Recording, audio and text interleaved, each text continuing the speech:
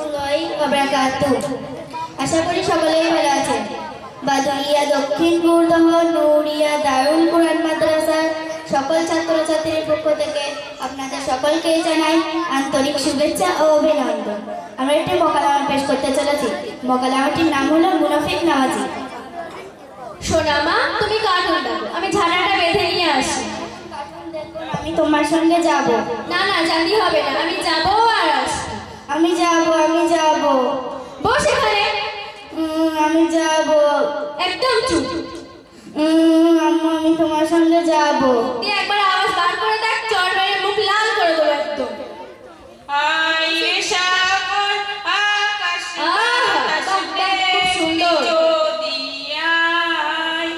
তোর গজলটা শুনলি না, আমার জাহানটা পুরো ঠান্ডা হয়ে যায়। এসব কান দেওয়া কথা রাখ, আমি সব বুঝি। বলো, তুই তো এমনি আসিসনি, নিশ্চয়ই কোনো দরকার আছে।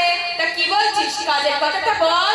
তোর ঝাঁটা বাঁধাটা না খুব সুন্দর হয়, আমার এই কাঠিগুলো নিয়ে একটা ঝাঁটা বেঁধে দে না। তোর কান আছে? ঝাঁটা বাঁধার সঙ্গে কানের সম্পর্ক কি? আসলে আজান হলে একটা কি শুনেছিস? আজানের টাইম হয়েছে, তাই আজান হয়েছে। তাতে কি হয়েছে? কি হয়েছে মানে? আমি এখন নামাজ পড়বো। বস, কি হয় বস, আমি এখন উযু করতে যাচ্ছি। তা তুই নামাজ পড়ে নে, আমি বসে আছি। 1950 সালে 26শে জানুয়ারি ভারতের সংবিধান চালু হয়েছিল। তাই ভারতীয়রা 26শে জানুয়ারিকে প্রজাতন্ত্র দিবস হিসেবে পালন করে থাকে। 1950 সালে 26শে জানুয়ারি ভারতের সংবিধান চালু হয়েছিল। তাই ভারতীয়রা 26শে জানুয়ারিকে প্রজাতন্ত্র দিবস হিসেবে পালন করে থাকে। আজকে না 25 তারিখ, তাহলে তো কালকেই প্রজাতন্ত্র দিবস। কি মজা, কালকে স্কুল ছুটি। এই আলবি, 1950 সালে কি হয়েছিল? বারবার ডিস্টার্ব করছো কেন? 1950 সালে 26শে জানুয়ারি কি হয়েছে বলো? পুরো মাসের দিকে খেয়াল রাখিস, লোকের হাঁস মুরগি এসে যেন খেয়ে না যায়। আচ্ছা ঠিক আছে। এই আলফি, তা তোর মা তো দেখছি নামাজ পড়তে পড়তে সব থেকেই খেয়াল রাখে। তা তোর মার নামাজ পড়া হচ্ছে তো? তা আমি কি বলবো? আলফি, তোর মার এটা কি ধরনের নামাজ? কেন, কি হয়েছে? আমার মা তো এরকম করেই নামাজ পড়ে। ও খুকি, তা তুমিই বলো দিনি, মাঝিলাবর কি নামাজ পড়া হচ্ছে? ওর থেকে আমি অনেক ভালো নামাজ পড়ি নে, বেকার ভুল নামাজ পড়ে গোনা করবো কেন? চাচিমা, এখন চুপ করো, পরে বলছি, আগে নামাজ পড়ানো হয়ে যাক। হেই হুশ, হেই হুশ হুশ হুশ হুশ হুশ হুশ হুশ হুশ। হাই হুশ হুই। যত সব নামাজ পড়তে পড়তে আমার খেয়াল রাখতে হচ্ছে।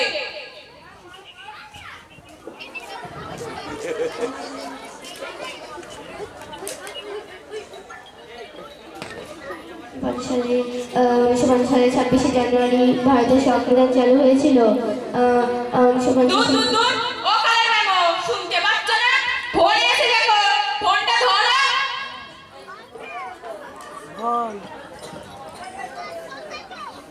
হ্যালো, তুই? আচ্ছা, আমার ফোনের নাম্বারটা সেভ করা ছিল না, তাই তাড়াতাড়ি ধরতে পারিনি। হ্যাঁ, আমি এখন ফোন করছি, আমি এখন রাখছি। ফোন এসে দেখো, ফোনটা ধরতে হয়। আমার নামাজের প্রতি খেয়াল রয়েছে, নামাজটা ভুলে গেলে আমার তো নামাজই হবে না। সবসময় তো আমার দরজা, তো আমি কি করবো? এত বড় হয়েছিস, এখনো জ্ঞান বুদ্ধি হলো না। বাড়ি একটা মানুষ এসেছে, বসে দিতে হবে, সেটাও আমার বলে দিতে হবে। ও বা, তুমি বসো।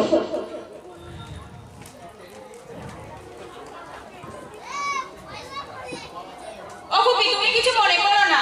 না চাচিমা, কিছু মনে করবো না। ও চাচিমা, তা তোমার নামাজ পড়া হয়ে গিয়েছে? এখনো ফরজটা পড়া হয়নি, তুমি কি কিছু বলবে? হ্যাঁ চাচিমা, আমার কিছু বলার আছে।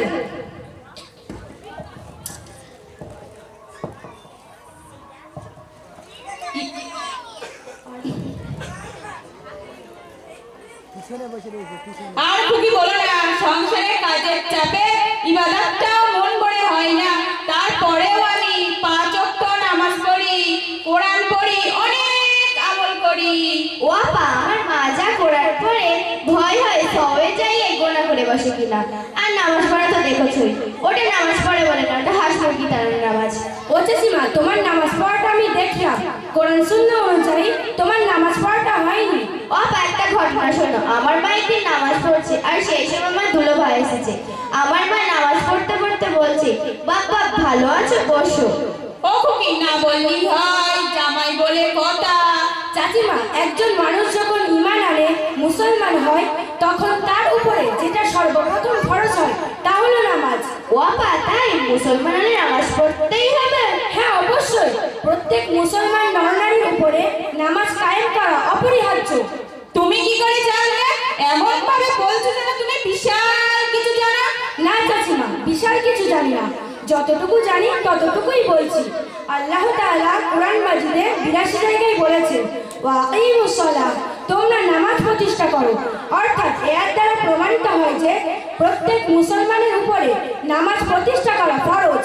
তুমি যে বললে কোরআন হাদিসের অনুযায়ী আমার নামাজ পড়াটা ভুল, ভুলটা কোথায় সেটা বলো। আল্লাহ তাআলা পবিত্র কোরআন মাজিদে সূরা মাউনের 4, 5 ও 6 নম্বর আয়াতে বলেন, ফাওয়াইলুল লিল মুসাল্লিন, সুতরাং পরিতাপ সেই নামাজ আদায়কারীর জন্য, আল্লাযীনা হুম আন সালাতিহিম সাহুন, যারা তাদের নামাজে অমনোযোগী, আল্লাযীনা হুম ইউরাউন, যারা লোক দেখানোর জন্য নামাজ পড়ে। এ সমস্ত নামাজীদের নামাজ কবুল হয় না আল্লাহর কাছে। ও খুকি, আমি তো লোক দেখানো নামাজ পড়িনি। তুমি লোক দেখানো নামাজ পড়ো না ঠিকই আছে, তবে তুমি নামাজে অমনোযোগী, উদাসীন, গুরুত্বহীন। ও খুকি, আমি তো জানতাম না। চাচিমা, এটা তোমার ভুল ধারণা। সংসারের একটা কাজ করতে করতে যেমন তুমি আরেকটা কাজ করো, ঠিক তেমনই তুমি নামাজ পড়তে পড়তে অন্য কাজ করছো, আর এটাই হলো নামাজের অমনোযোগী, গুরুত্বহীন। বাবা, তুমি কি বলতে চাচ্ছ? আমার মা বুঝতে পারছে না, তুমি একটু খুলে বলো, আমার মা কিছু মনে করবে না। আচ্ছা খুকি, তুমি বলো, আমি কিছু মনে করবো না। তুমি যে নামাজ পড়তে পড়তে হেই হেই করে হাসি মুরগি তাড়াচ্ছিলে, নামাজের ভিতরে এগুলো কঠোরভাবে নিষেধ। আল্লাহ তাআলা কুরআন পাকে সূরা আল মুমিনুনের 1ম ও 2য় নম্বর আয়াতে বলেন, আল আফলাহাল মুমিনুন, অবশ্যই সফলকাম হয়েছে মুমিনগণ, আল্লাযীনা হুম ফি সালাতিহিম খাশিউন, যারা নিজেদের নামাজে বিনয়িতা ও নম্রতার সহিত আদায় করে। সুতরাং এর দ্বারা বোঝা যায় যে নামাজের ভিতরে কোনো প্রকার কথা বলা, কাজকর্ম করা, এদিক ওদিক তাকানো, হাসাহাসি করা কঠোরভাবে হারাম, এবং নামাজের মতো সর্বশ্রেষ্ঠ ইবাদতকে অসম্মান করা হয়। এমন ইবাদত আল্লাহ তাআলা কবুল করেন না। আমি তো জানতাম নামাজের নিয়ত না ভাঙলে নামাজ হয়, তাহলে এটা তো আমার বড় ভুল ধারণা ছিল। হ্যাঁ চাচিমা, তোমার ধারণা ভুল ছিল। শুধু তাই নয়, আল্লাহ তাআলা কুরআন মাজিদে নামাজে উদাসীন ব্যক্তিদের মুনাফিক নাম দিয়েছেন। ইস খুকি, আমি তো জানতাম না। জানতে না জেনে নাও চাচিমা।